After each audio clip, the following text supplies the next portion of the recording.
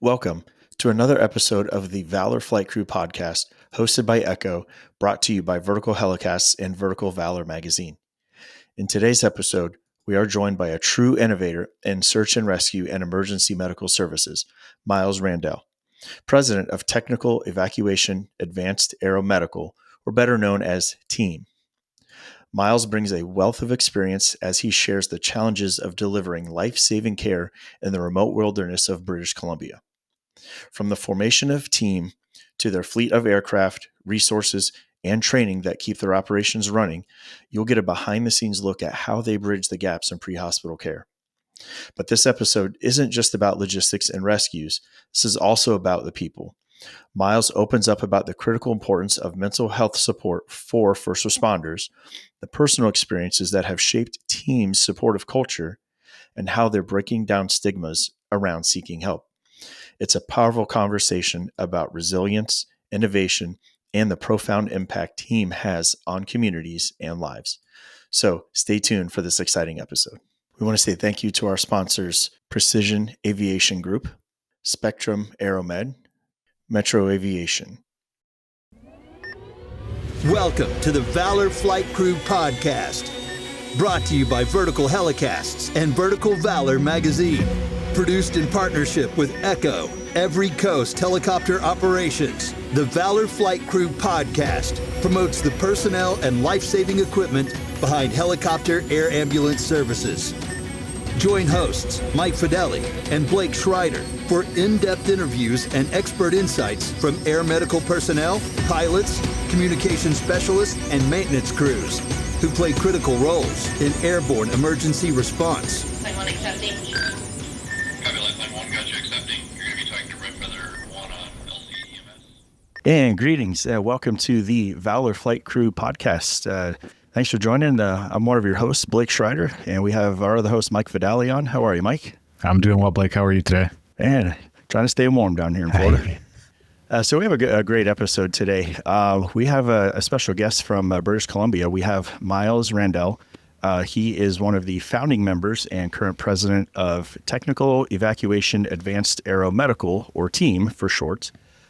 We briefly met at the Echo conference this past year in Richmond, and really kind of got a small glimpse into the story that Miles has. So we kind of, a brief synopsis says this is a very unique program in Squamish, British Columbia, if I'm saying that correct. Yep. And filling a needed gap in the industry. So you're a little bit of a newer organization, I understand, but you do provide HEMS, so advanced medical care in remote or difficult to access areas, if I'm saying that correctly. Absolutely. If that's a brief description, cool. Yeah, I think that's a fair statement that it's kind of a difficult area to provide care in. So Yeah, for sure. It's there's some challenging terrain just looking out the window here. So. Nice. So before we begin, Miles, we have a little icebreaker on our show. So what we like to do is ask our guests, if you pull up your last song or music you were listening to on your music platform, what were you listening to? Oh, wow. Let's just take a look here for a second. But I've got an 8-year-old boy, and no he's excuses. a little bit of a headbanger, and I think he might have learned it from me, maybe. So we were listening to a little bit of Five Finger Death Punch. Nice. Nice. That's a good way to get the day started. Good way to start the day. Yeah, no kidding. I'll admit, I'll go. I was listening to, I've been in a country mood lately. So this morning I had Backseat Driver by Kane Brown. Oh, good song. I do enjoy that. I feel like that's kind of fitting for you at Yes. at the moment, Blake. Yes. Having a little girl, my stepdaughter. Yes. Yes, for sure. Mine was, I was also in a country mood. I've been that way for a little bit now, but Fix a Drink by Chris Jansen. So I'm a little too early to make a drink yet today, but I promise you that will be happening at some point soon. Sooner We'll get than there later. eventually. Well, awesome. Well, Miles, we'll go ahead and kick it off if you want. Just tell us a little bit about your background, your history, and how long you've been in the HEMS industry. So yeah, my name's Miles. I've been in search and rescue since 1991 and EMS since 1997, and been involved in HEMS probably since about 2008 and started our own wilderness HEMS program in 2017. Awesome. And can you talk a little bit about the company that you co-founded, TEAAM, how you started, and some of the services that you provide specifically? Yeah, so TEAAM's actually a not-for-profit program. We founded it back in 2017 after the loss of a friend in 2014. Jordan, our vice president, and I were both working for the provincial ambulance service, which would be like a state ambulance service, and assigned to a cardiac arrest on one of the local ski hills in the city that we were working in. Unfortunately, en route to the cardiac arrest, we were told that it was our station chief, our SAR team leader, and friend of 20 years. And then we're told there was a new policy change and we weren't allowed to walk up the trail to get to patient side. So he was brought to us by ski patrollers, and we did everything we possibly could for him, but unfortunately, too much time had elapsed and he didn't end up surviving the event. Ironically, April Fool's Day of 2014, so just a few months after Tim passed away, we were assigned as search and rescue volunteers to a 24-year-old girl in a tree well for 7 hours who was in cardiac arrest with bystander CPR.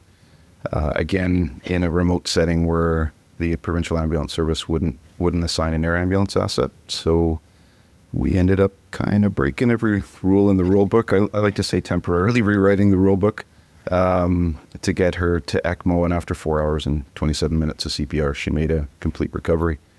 So we found ourselves in a position where we had realized there was a massive gap in pre-hospital care in our part of Canada, and we decided we would fill that gap with a nonprofit agency.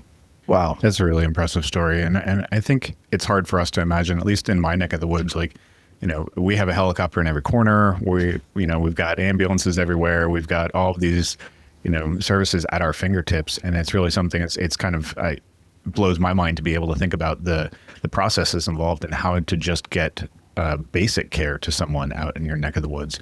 And so I think that's really interesting to hear some of those stories. And I was wondering if you could kind of give like a little bit of a laid out for us as to like what the general services look like in your area, as far as, if I call 911 tomorrow, how does that system whole work, and how do you guys end up getting involved in something like that? Because it's such a different environment.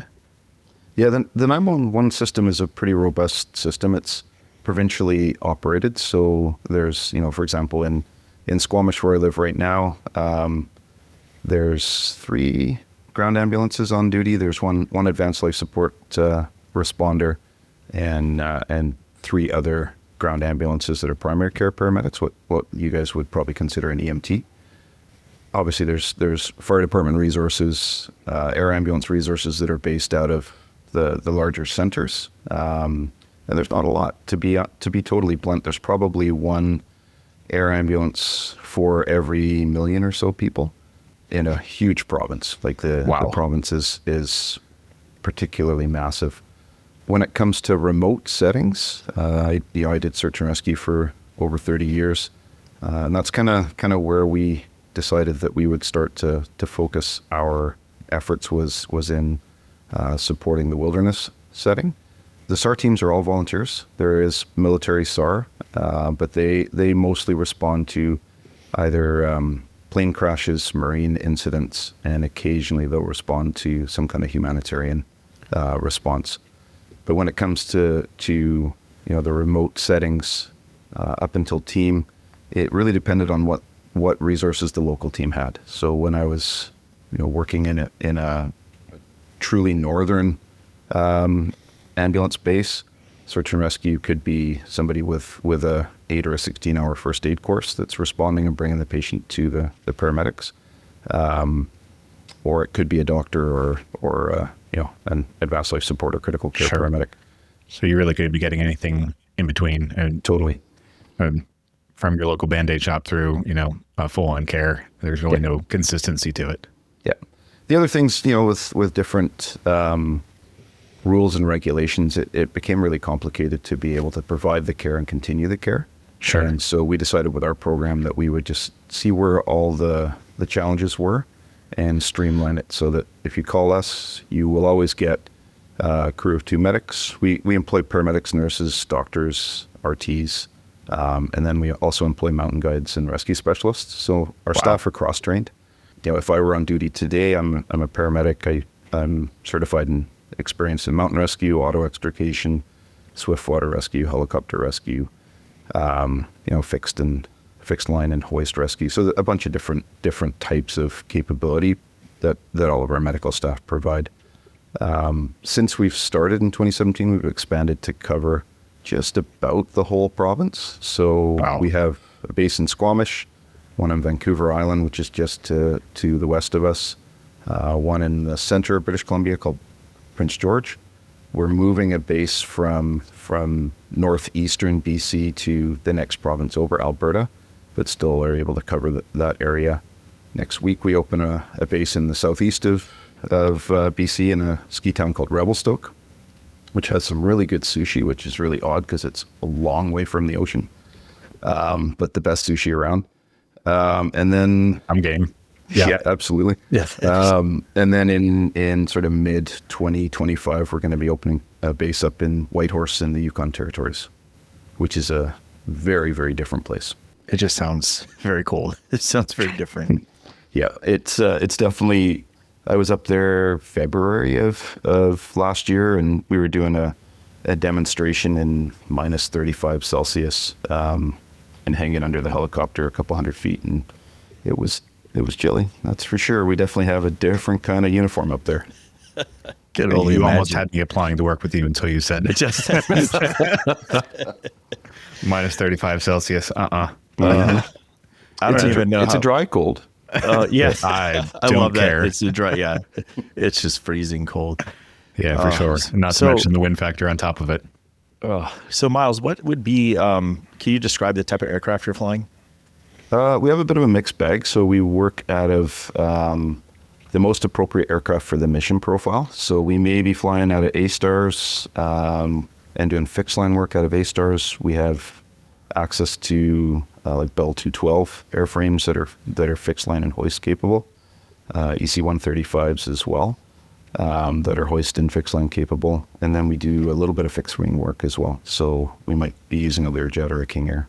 So are you vendored with a particular company then up there, or partnered with a particular company as far as for the airframes, or are those all owned by? We vendor to about 6 different companies because we've got almost that many bases. So if you perhaps you get a call for a service, do you?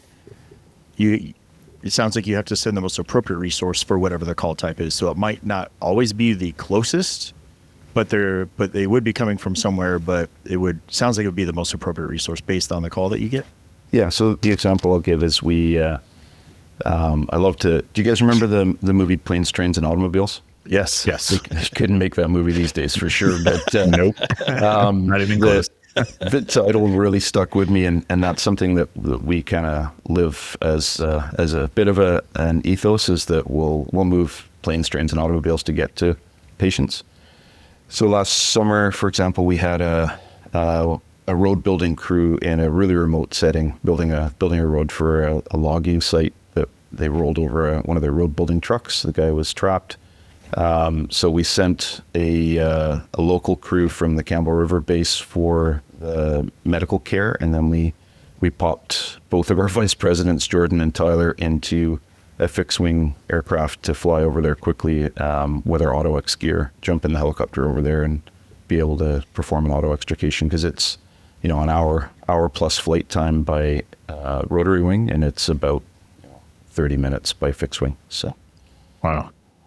So it's not just one resource. You may be sending multiple at any particular time, depending on what's going on with the situation. yeah, there's times also where if we're engaging mountain guides, if we're going to a crevasse rescue or some kind of mountain rescue, we may have to actually fill a 212 with a crew, and so it's nice to have a bit of flexibility with the air assets that we have. Yeah, you mentioned about an hour or half an hour, depending on what airframe you're using or whatnot. Would you say that's pretty average? Like, so someone calls for service, how long does it typically take you guys to end up getting? Since you're in such a remote area, I'm sure that may vary somewhat, but like, what's your usual response time to be able to get to patients? So our crews are in the aircraft within 15 minutes of being paged. However, it depends on the flight time and the conditions that we're flying in as to how far we're going to fly. The furthest we've flown with a rotary wing asset is sort of 2 hours and 20 minutes in one direction, and then refuel and bring the patient home. But we have, we've refueled more than once just to make sure that we can continue on to the scene and back. Right. But yeah, the longest is probably 2 hours and 20 minutes one way. And on average, it's somewhere about an hour. That's interesting. I think about like with my particular service, like we do everything from cradle to grave. So I might be going on that neonatal transport. And ironically enough, those, micro-preemie babies sometimes take the longest. And, sometimes I've had calls that are 5 or 6 hours, but I'm indoors in a controlled environment dealing without the external factors. I mean, that's got to be long days for you and your crews when you are out there. I mean, obviously the means outweigh anything else, and being able to save that life is worth it, but that's just crazy conditions you guys are working in sometimes. Yeah, and some of the things like, we think about scene times and all the complications. My last mission that I was on was a logging crew that were clearing some power line work, quite a bit of a distance from here. And it took us sort of an hour and 30 to get overhead, and then found that they were trying to bring the patient down. He'd fallen 25 feet off a cliff, and so had some fairly significant injuries. And they were carrying down basically a waterfall in a stretcher with no ropes. And so we had them stop that evolution, and we quickly landed, configured the aircraft for a fixed line extrication and long line the patient out. Situations like that, the scene times can be a bit longer than your typical HEMS scene time. So it took us a little bit of time to get him out, and then initial medical care on scene then evolves into more medical care once we got him out of the situation, and then into the aircraft, and off we go to a trauma center. So that was all told probably about a 3.5 hour mission for something like that. Yeah. Wow. That's pretty crazy. So is that, as far as the type of calls that you guys end up responding to, is it mostly logging type stuff, or like what's the breakdown? Is it more of the medical stuff that you're dealing with, more of the traumatic injuries? Is it more rescue stuff? Like what's a typical call for you guys? Thank you to our sponsor, Metro Aviation. Metro Aviation, the world's largest family-owned aeromedical operator, offers comprehensive aircraft services with 140 plus aircraft in over 25 states. The Completion Center installs medical and law enforcement kits and avionics, serving diverse aviation needs including offshore, utility, VIP, and corporate sectors. It's a pretty mixed bag, to be totally honest. When we started the first 2 years, we just did trauma, nothing else. These days we're probably 60% medical and 40% trauma. Oh, wow. Which is kind of interesting because we're still responding to the same remote locations. Like, I'll use one logging camp as an example.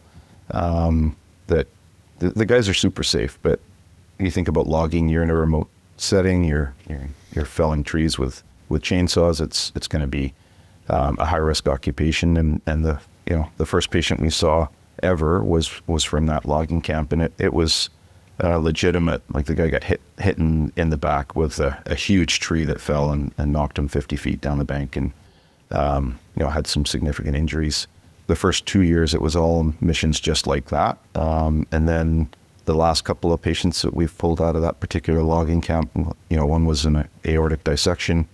One was a CVA. So, things are changing fairly significantly.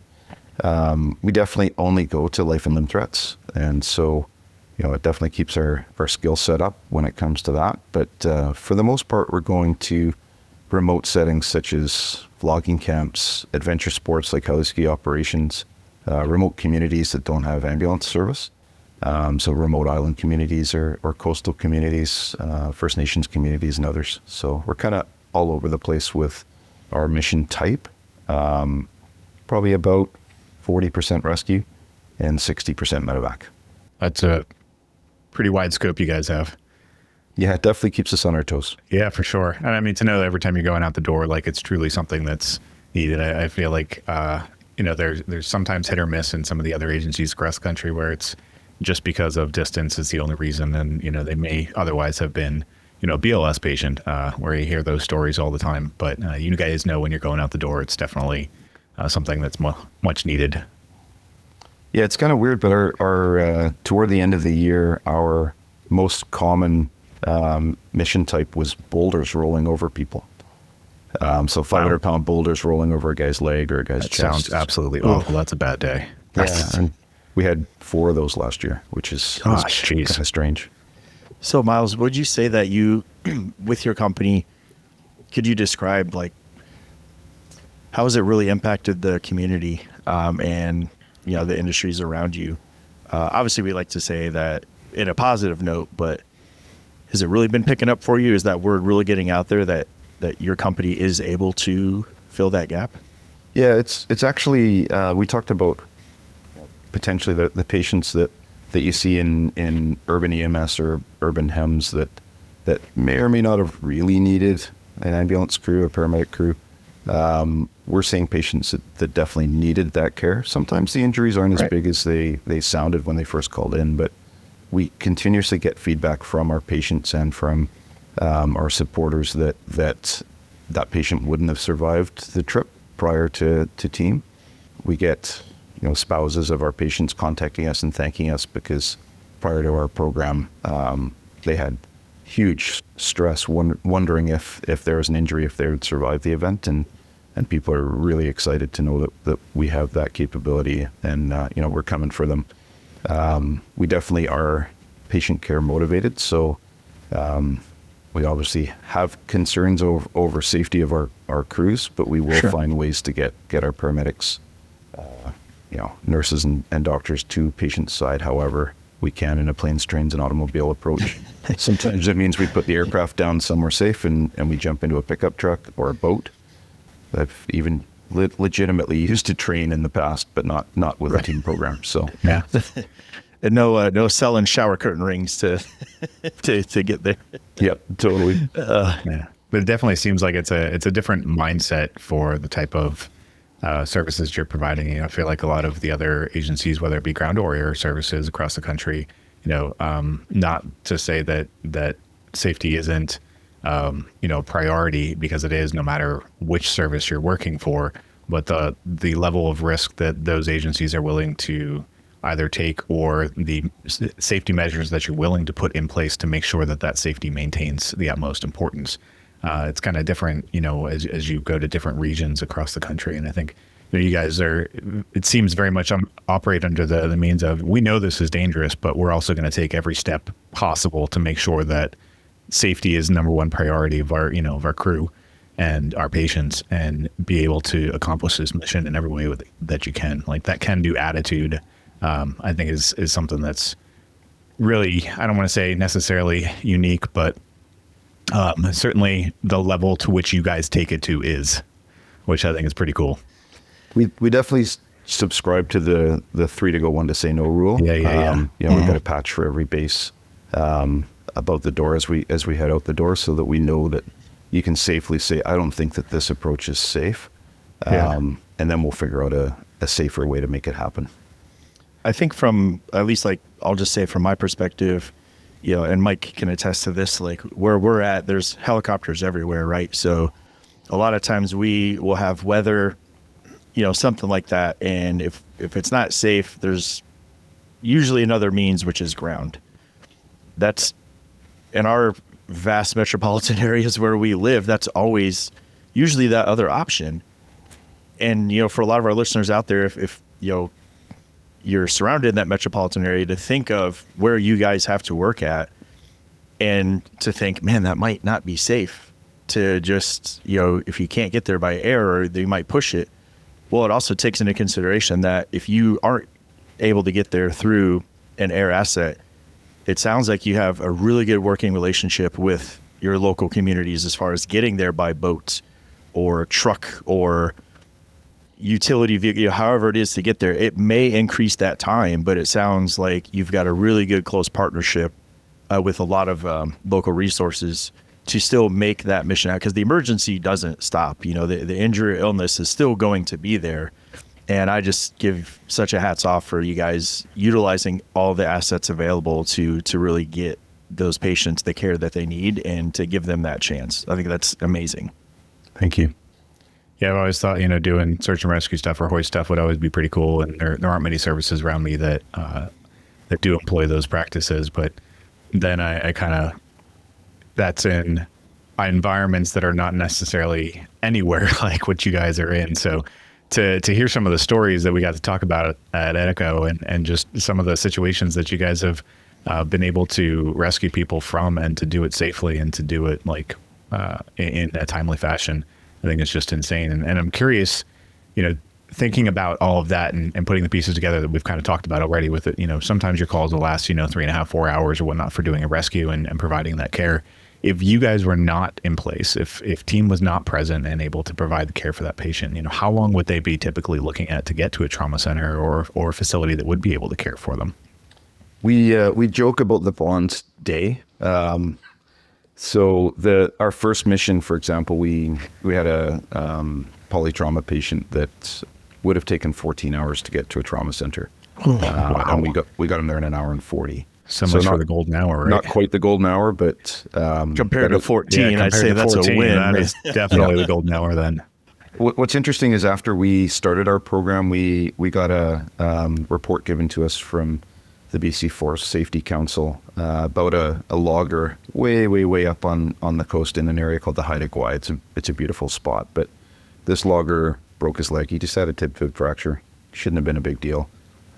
He called 911, was told to bring himself or his workers bring him to the local ambulance. That meant that he jumped in the back of a pickup, 4x4 ride down to the water, jumped in a boat, got across the lake to get in another pickup, 2 boat rides, 3 pickup rides, and he got to the local ambulance crew, who quickly realized that his simple tib fib fracture had now become a pulseless limb. And 14 hours later, he reached the trauma center and lost his leg and completely changed his life. And so that's one of the cases that we use to prove that a program like ours is not only saving life and limb, but it also saves money. That's the simple examples that you're talking about. I mean, I think it really drives home that point of, number one, like what kind of conditions and the austere environments that you guys are working in, how remote those areas are. I thought I was badass when I was doing a wilderness rescue, and it was a 45-minute hike into the woods, and we had to intubate at the base of the rocks and then use the UTVs and all the other stuff to get the patient Still pretty out. badass. We were looking at 2.5 hours total for the whole thing. It's definitely nothing as badass as what you guys are doing, and I think that's pretty cool. But it really just drives home the point that how needed that service is and how important TEAAM is to the community. I think the story about the young lady for 4 hours of continuous CPR and being able to get her to care and have a full recovery is, that's amazing. It was 10 years ago, but it still gives me goosebumps to talk about it. Yeah, for sure. Yeah, How could it not? An incredible team effort with the local search and rescue team. Bunch of physicians that were involved as well over the phone that were hypothermia researchers that were pretty excited about the fact that this case was coming in. Bit of an epic story for sure. Yeah, no doubt. So I know I said, I was about ready to apply until you said minus 35 Celsius out there, but should somebody be crazy enough to want to work for in those conditions, obviously you certainly have a few people that certainly enjoy it and thrive in that environment. What kind of training or what kind of experience do you typically require? Are you looking for, and what does that ongoing evolution look like for you and your team? So I will say that our HR department is probably the busiest part of our program. If we don't get 2 or 3 applications a day, it's kind of an odd day. We can't offer much because we're a new low budget nonprofit. So we typically need people to have another form of employment. So, work for the provincial ambulance service or a hospital setting or whatever.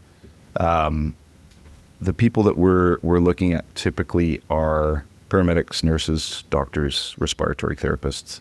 The respiratory therapists need to have a background in pre-hospital care. And then we've got mountain guides that are ACMG or Association of Canadian Mountain Guide, standard mountain guides, firefighters, search and rescue specialists.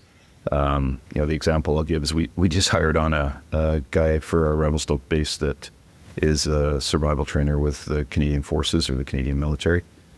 So he's doing all of the survival training for that particular base. And he's got a skill set that will be able to keep our crews safe and alive if they're stuck overnight in a mountainous setting, as well as we're actually building a program. It's taken a lot longer than I'd hoped it would, but building a program so that our staff can protect themselves in the case of a bear encounter or a cougar encounter, which we've definitely had some issues with in the past. Wow. For example, you Just add insult to injury there, right? Yeah. Respond to some kind of trauma. If it's a The hunting last thing I'd accident. be wanting to see at that point in time. Totally. In our part of the world, if there's a hunting accident, bears, ironically, are fairly conditioned that if they hear a rifle shot, they know that there's going to be something to eat, and so they come toward the gunshot, not away from it. And so if you're cleaning your kill, you should have at least one or two guys watching the surrounding area to make sure that there's no bear encounter coming your way. So for us responding to hunting accidents or responding to some kind of a workplace accident in a remote setting that there's blood, we do have concerns about predators, and so we're in the process of having a firearms program so that we can protect ourselves if we do come across that situation, which does happen from time to time. All right, maybe I will apply again then. Yeah.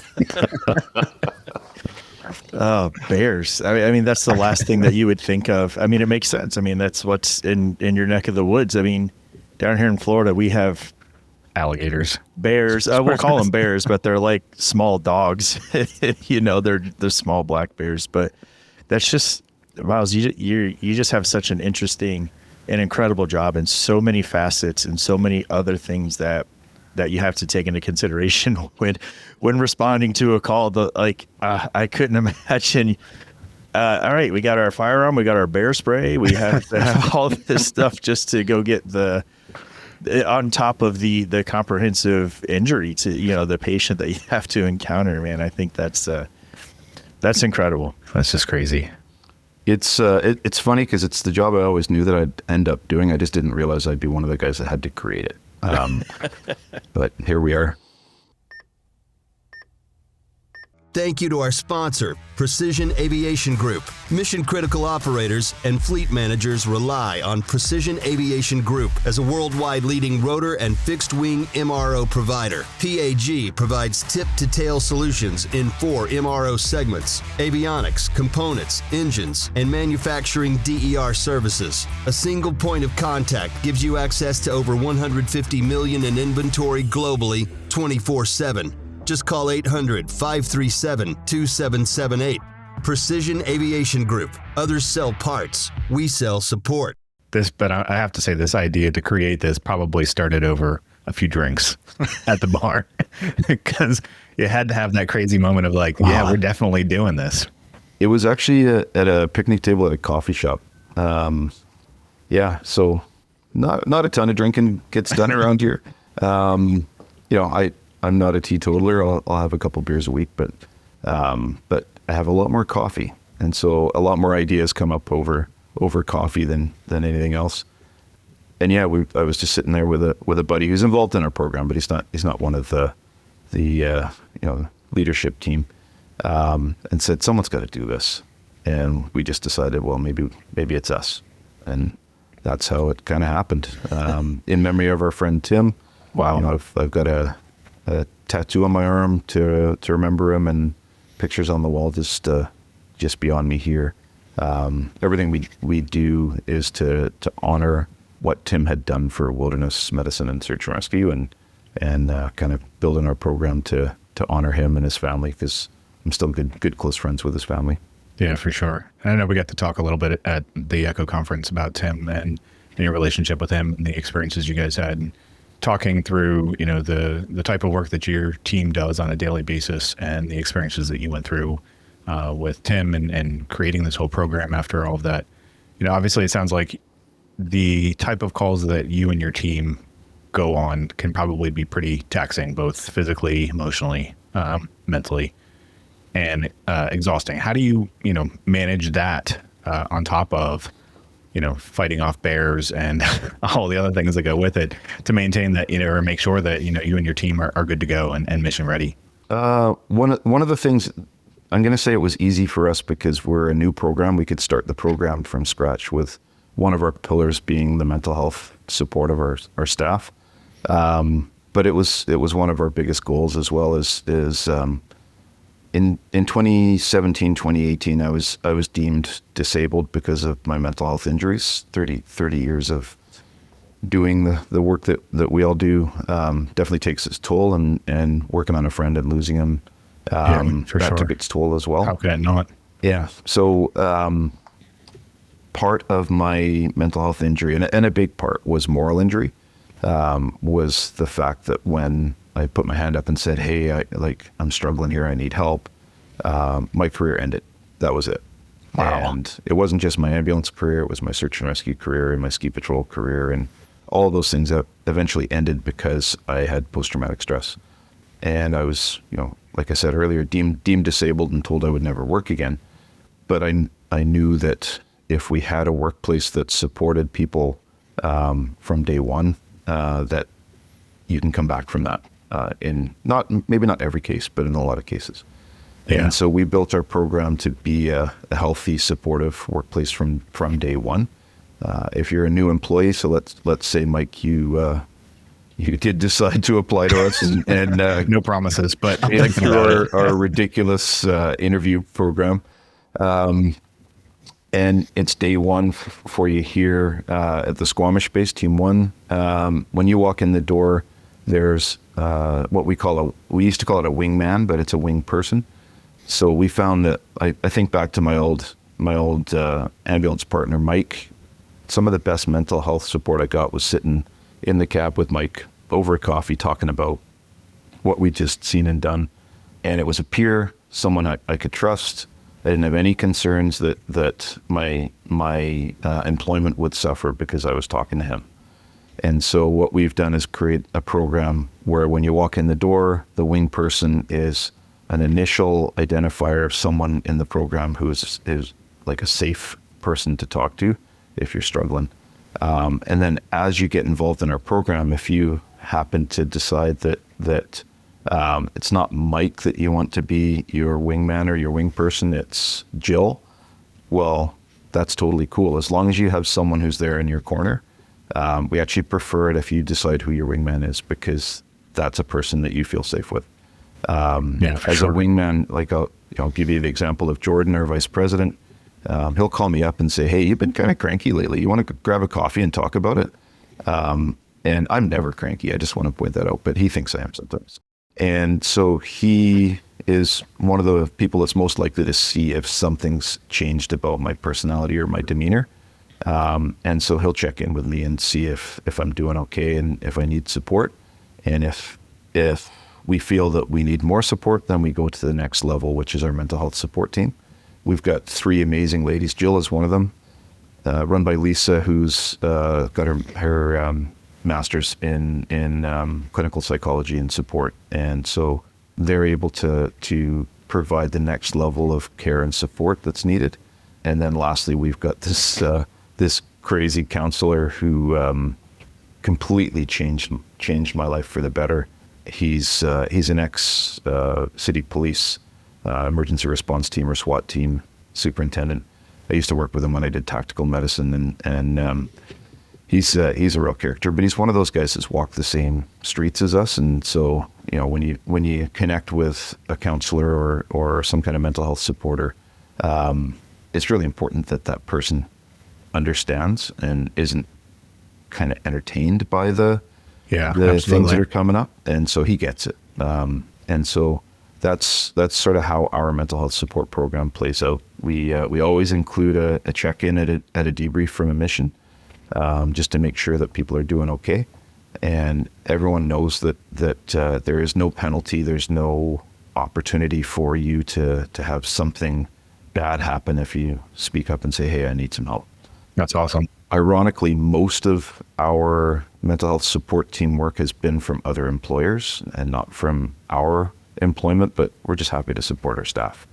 Yeah, so for sure. it doesn't matter if the mental health injury was caused by, I don't know, something that happened in the hospital system that one of our staff is working at or something like that. We still support our workers.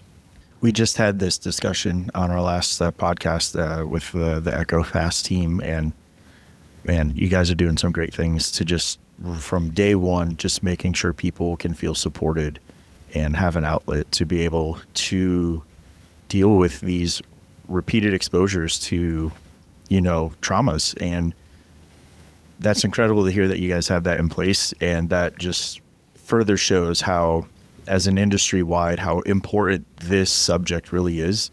And it's probably I think it's probably one of the most important things to really help and promote longevity, in this career. As you do this for many years, you can still fight off a bear, wrestle a cougar, further down the road.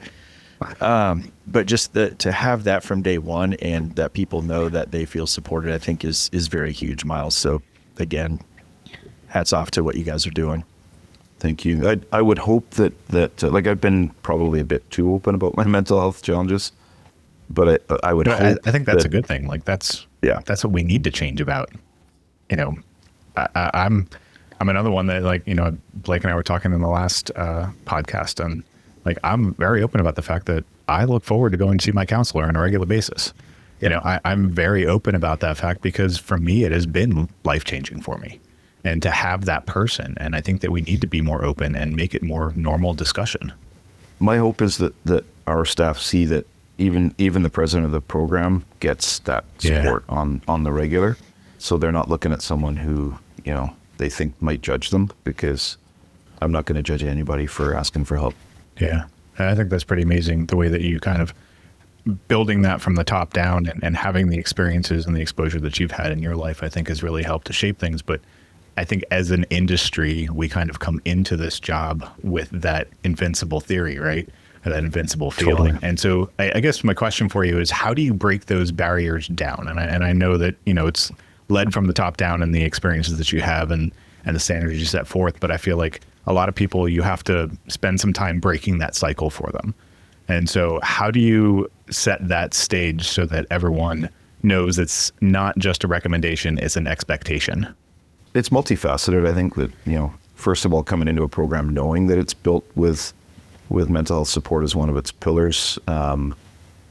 People make fun about the safe space kind of terminology, but it is a safe place to be employed if you have a mental health injury. And we make sure that our people thrive because they know that they're supported. We're not perfect. There are people that we're still working hard to help. But it's important that people know that the support is there.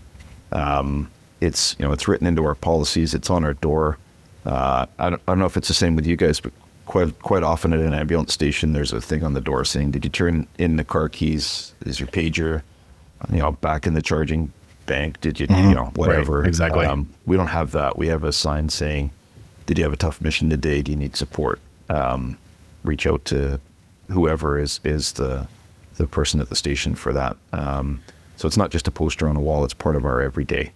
And like I said earlier, part of our debrief process, we start with that to make sure that people are feeling supported. And it's also, like I'm probably going to make it sound like I was a bit of a troublemaker back in the past, and I probably am still. No, but at least you can admit it, right? Yeah. I don't know how many times I went to the mailbox and saw something from my previous employer, and I was like, "Oh man, what's this going to be?" But in our program, we don't have that. Like, there's no risk of some kind of disciplinary action. Yeah. We just had a guy do something we really rather he hadn't have done in the media. Just have a chat with him and say, "Hey, like, you obviously need some support. How can we help you with that?" Right. And I think part of that comes to our recruiting process. It's interesting that one of our dearest friends passed away last year of cancer. When he was working regular ambulance work, he was a pain in the You can say it. It's fine. Yeah, he was We're all adults here.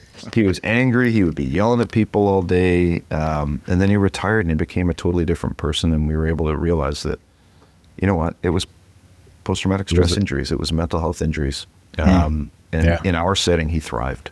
And it was absolutely incredible to see the difference in the setting that he was in. And so, yeah, it's important to us that people just know that it's a healthy place to be. The other thing is, and I think that there's a certain amount of weight that we carry for going to things that are potentially traumatic, like a significant high acuity mission. And then we never get to hear the outcome because in our settings, if you're in the public system, they disappear into the hospital setting, and patient confidentiality blocks our ability to follow up on the patient. Yeah. And what's interesting with our program is our patients reach out to us in a lot of cases and let us know how they've made out, which is incredibly refreshing because it allows us the closure to hear how they've done. Patients come visit us and thank us, and there's a continuity there that really helps us with our mental health as well. Yeah, I can definitely, I feel you on that one. And as far as getting that feedback from your patients, and I used to say that, I loved working emergency room because I'd get to fix them up and then wash my hands of it and they go off somewhere else and I don't have to deal with it anymore. And I also used to say the same thing, working in HEMS. And I thought that was, something great that I get to deal with that immediate problem and that I don't have to worry about that emotional attachment. And I'll never forget, it was the one week I had just gotten back from going to help with some peer support after a significant incident. And it was my first shift back to work. It was the last place I wanted to be at that point in time. And the doorbell rang, and we have people that ring the doorbell all the time to come by and see the helicopter and come in for tours and all that. And I just wasn't feeling it that day, but our medical director walked down the hallway. He's like, "Hey, there's a grateful patient here that would like to see the helicopter and talk with the crew." And I'm like, all right, get my boots on and begrudgingly go around the corner and start walking down the hallway. And I hadn't even looked up yet. And I hear from the end of the hall, "Oh my God, that's him. That's the guy that saved my life." And in that moment, what that patient, as much as she needed to see me and have that closure, what she didn't realize is how much I needed that moment as well. Yeah. And to be able to have that closure from my end and to know that, while I may not be feeling it today, what I do really does matter and make a difference in someone's life. And that was a really special moment for me, and one of those things that really helped me pull me out of that funk that I was in from the other things that I was dealing with. So I certainly can assimilate with that. Yep. Yeah, it's pretty incredible to get that feedback. Thank you to our sponsor, Spectrum AeroMed. Spectrum AeroMed is your trusted partner in air medical solutions. Experience safety and innovation with their customized interiors, designed for both rotor and fixed-wing aircraft. Elevate your patient care with Spectrum AeroMed. For more information, visit spectrum-aeromed.com. I think that's such a great point because a lot of times we're often told, well, it's your job, Well, you are correct. Yeah, it is our job. And while I choose to do this, it doesn't change the fact that, we're also human beings and we have emotion and thought, and there's so many things that go into the missions that we do, and especially for you, Miles. And it takes a special someone to do this job, and I feel incredibly blessed that we're paid to do this. And there's a lot of places that a lot of it's volunteer, as well. So I can only imagine, Miles, that's something that you come across up in your area as well, volunteers. So whether you're paid or whether you volunteer, I think that speaks volumes. And while yes, it is our job, to have that kind of that loop closure, it gives you that reaffirmation that what you're doing is impactful and makes a difference. Yeah, for sure. That's just the way that I try to look at it. Is I feel blessed from my perspective that I'm paid. I wouldn't do any other job out there. I think it's incredible. And I would probably do it for free. I'd have to supplement it, but I would definitely do it for free. We won't tell your employer. Don't worry, Blake. Well, Miles, if you're hiring. No, and I think the other interesting or really cool part that you kind of touched on that I just wanted to go back to for a moment was just that expectation of, was you walking out the door instead of a sign saying, did you leave your keys and pager? Did you have a tough call? Do you need to talk about it? And I commend you guys for kind of being pioneers in that. I think that there's a lot more mental health support and team support than there was in the years past. And I think that we're getting to a good point, but we've got a long way to go. So I think you guys being pioneers in that and putting that at the forefront is something that I find very interesting. And I still trying to figure out ways, whether it be within my own agency or other agencies, to make it normal that if there's a rough call, and by rough call, like somebody's reading your QA and like, holy shit, like this is a tough one. Like, how is there that referral process? Like, I want to normalize it somehow for someone to be checking in on those people, whether they need it or not. And, if you're okay, great. If you're not, also great. Let's talk about it. Yeah. And I think that, having that at the forefront in your agency is something that I commend you guys on. And I really would love to see more and more agencies moving in that direction and making that the expectation rather than some of those other things. It's an interesting position too, because technically we have 175 staff, I guess. And we probably got 50 that work regularly. And so we're actually a pretty tight group. We're friends with all of our staff. And so it helps us be able to pick up on things. If we haven't seen someone for a while, we reach out and say, hey, what's going on? Anything that we can help you with, anything that's bothering you. We keep in touch on the regular. We use a platform where we're always chatting about cases. We're always chatting about new papers that have come out or whatever. And so it's a pretty, I shouldn't say easy, but it's a pretty comfortable place for us to be able to just chat and look after each other. And it's kind of like, at some point, I guess I'll probably stop going on missions. I'm in my 50s now. I'd sure like to be doing this for the rest of my life, but at some point when you get in your 90s or 110 or something, maybe you shouldn't go on the aircraft anymore. Maybe. Merely a suggestion. Yeah. But I do see that we have that kinship, which is awesome. I'm gonna travel to our new base in the next couple of days, and I know all the people that are there because I've helped train them and I've interviewed most of them, and so there's that level of friendship or kinship that I think that really helps as well. Yeah, for sure. Having that closeness or that family type atmosphere, I think, allows you to check in on each other a little bit more and make that more normalized. Yep, absolutely. So Miles, with you guys have a lot of assets and a lot of different intricate inner workings for your organization. And you mentioned earlier, and correct me if I'm wrong, you are nonprofit. Yep. Correct. So how do you get funding? So how do you maintain? That's a pretty good question. How do you maintain such an incredible program? How's that work? It's definitely a good question. We cast a pretty wide net. So if I were to look at all the different funding applications that are ongoing right now, like I've got a meeting this afternoon about funding, it's a forever quest, I think, to ensure that we're able to keep paying our bills and keep paying our staff and keep reaching the patients. We don't get government support. However, we're now starting to sign government contracts where they're starting to use us because they realize that when it comes to work in remote settings, a government worker who's out assessing a timber block, for example, to determine if they're going to allow a logging company to work on it, they don't have the ability to easily call 911 and get an air ambulance out there. We're really the only resource for it.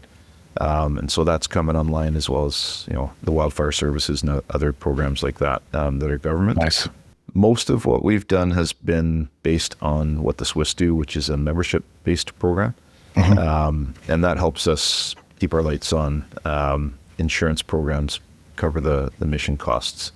We do have, there's local industry that's supporting dedicated helicopters for the bases. So, for example, in the Campbell River base, there's a forestry company that's huge that's supporting the cost of a helicopter there. We've got a senator. Our senators are a bit different than your senators, but we've got a senator that's gone to Ottawa, which is our political center, and is demanding funding for us to have stability at all of our bases. So there's federal support, there's provincial support that hasn't actually impacted our bank accounts yet. So most of what we have is either the membership program or industry that's supporting us. And the example I'll give is if you've got a logging company like the one that's supporting us on Vancouver Island, they are required to have some form of emergency response. They can't technically call 911. And so it's in their best interest to support us because we keep their costs down. They're not paying for, they're not the only program paying for it. Right. So yeah, that helps us for sure.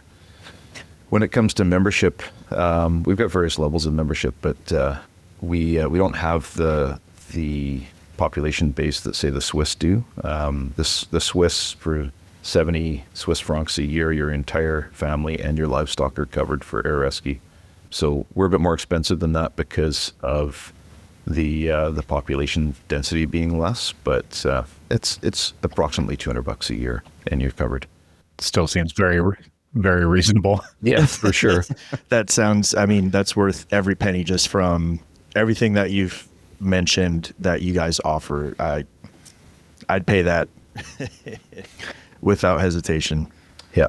Worth every penny. We have a bit of a socialist society where everyone expects the government does everything for them. And it definitely doesn't work. We've got good government. They do what they can, but when it comes to the remote settings, it's just not possible for a government program to do what we do. So we definitely get creative. We've got some pretty interesting plans I can't tell you about right now, but they'll blow you away in the next 5 years. Looking forward to it. So that means another podcast in the future? Yeah, exactly. Yeah. We'll be able to talk about that. We've got specialty programs. Like the example I'll give is there's a lot of divers up the coast, and so there's a hyperbaric need. So we've got another charity who supports us and purchases equipment for us, and we're working together. They're raising funds so that we'll have a portable hyperbaric unit. And so there's different things like that help us with fundraising as well. That's really cool. You guys are definitely breaking the mold a little bit up there, and that's awesome to see. It's so cool to hear some of these different stories and what way of life is like in the hemp industry in your neck of the woods. Because for us in the rural metropolitan areas, it is a lot different and much simpler. That's for sure. Yep. I will never again complain about my 15-minute flight to go get the stroke patient, bring him back. Never really, Blake, again. never. Okay, almost never.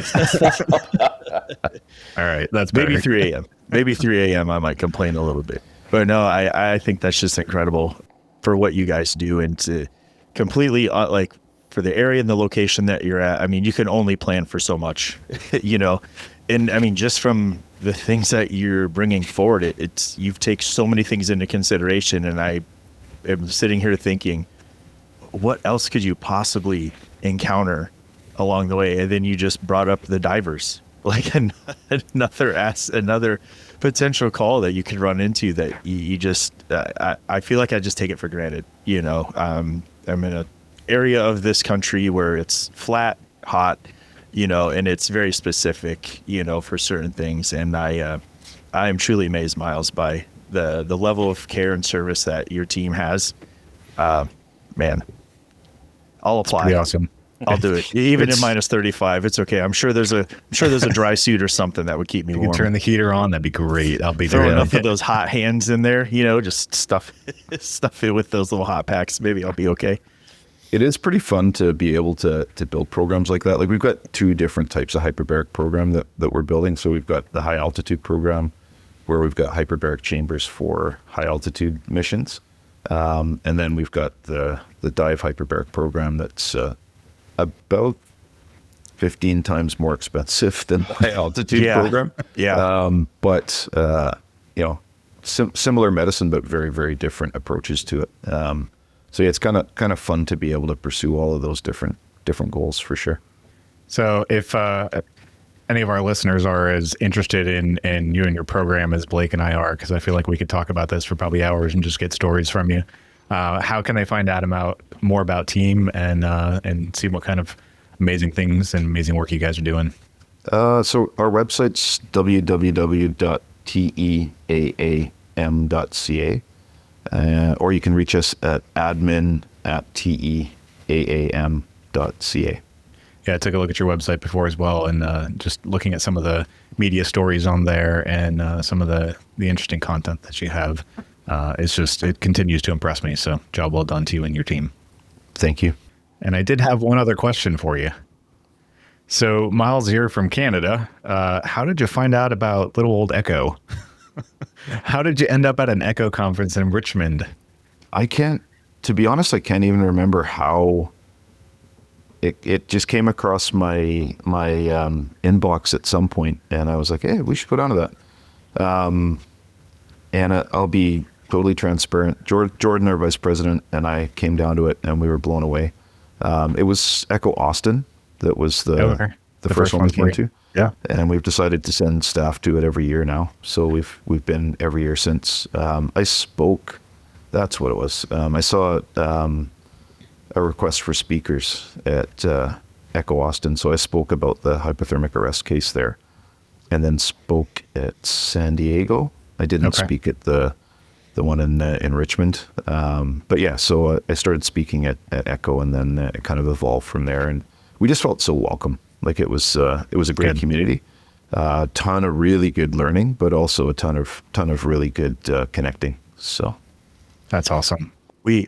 Miles, we thank you, because I think for what you guys bring to the table and your mindset is exactly the mission of Echo, for flight crews, by flight crews, and to be able to have the reach that you have and giving these lectures and you're being able to speak at these conferences. Please keep doing that. For sure. Will make sure that I will go to those every year because they're just so interesting. And I think it just further reiterates the mission that Echo is putting out there, which is for flight crews, by flight crews, to make this industry safer, to make it better. And, like you said, we can't do this forever, as much as we want to fly till we're 90, 110. The average age. I don't know that I want to fly that long, but at least for a little while longer. I don't know if our bladders could take a mission at that age.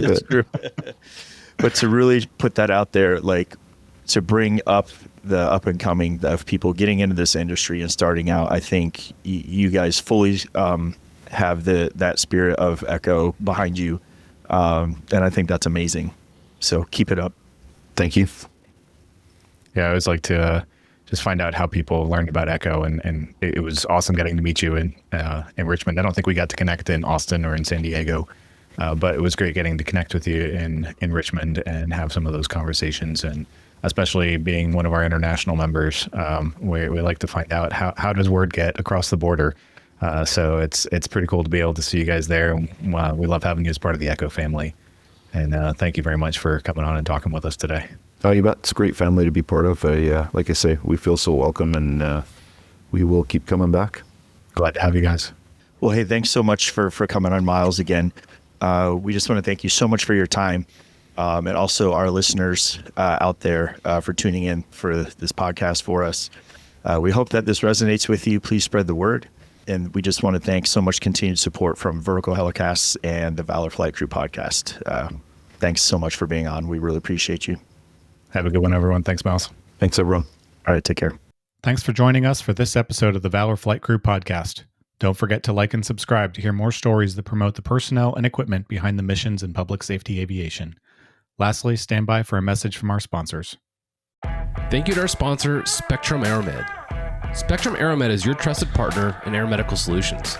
Experience safety and innovation with their customized interiors, designed for both rotor and fixed-wing aircraft. Elevate your patient care with Spectrum AeroMed. For more information, visit spectrum-aeromed.com.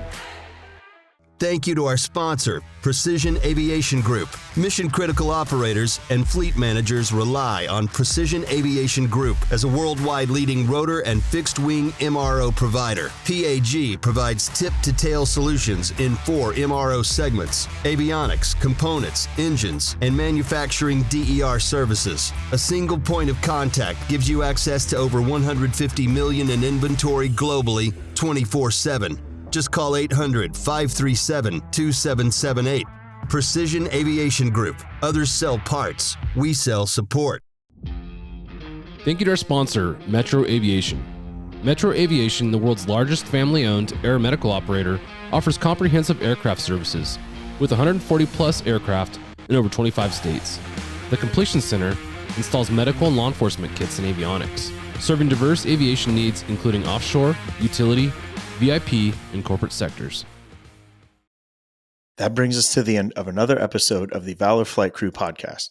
A huge thank you to Miles Randell for sharing his incredible journey with TEAAM and shedding light on the challenges of providing critical care in some of the most remote and demanding environments. We hope that today's conversation left you inspired, not just by the innovative operations and the training TEAAM employs, but by their commitment to mental health and fostering a culture of support for first responders. If you'd like to learn more about TEAAM and how you can support their mission, check out the links in our show notes or visit their website at www.teaam.ca